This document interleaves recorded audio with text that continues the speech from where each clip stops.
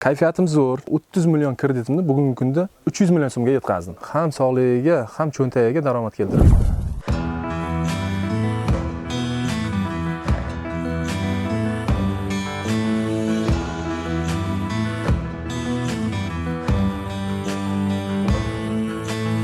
Uch yil oldin limonchilik uchun tomorqamizda joy maydoni katta bo'lganligi sababli Tbilisi maydonini kattartirishga imkoniyatimiz bo'lmagan.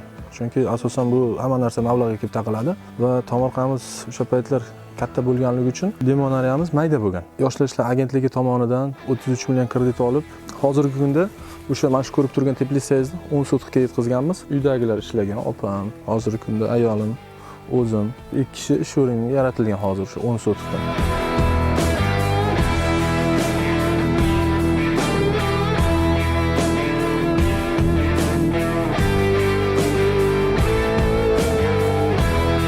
Faqat biz hozirgi kunda limonchilik bilanmiz.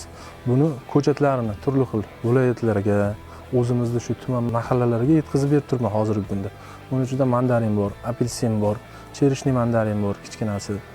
Xo'p, anorchilikni yo'lga qo'yganmiz hozirgi kunda. Ko'chat yetishtirish uchun bu issiqxonaja unday katta bo'lish shart emas. Qavatli qilib yopiladi. Ko'rib turgan ko'chatlaringiz hozir mandarin bilan apelsinni hozir shu yerga yetishtiryapman hozir.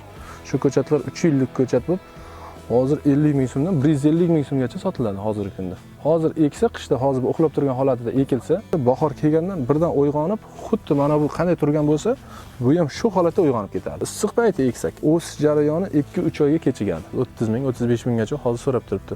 Shu limonni hozirda biz sotib yormasdan turib, o'zimizda uy sharoitida saqlab, yuqori narxlarda sotmoqchimiz va katta daromad ko'zlab turibmiz endi shuni orqasidan.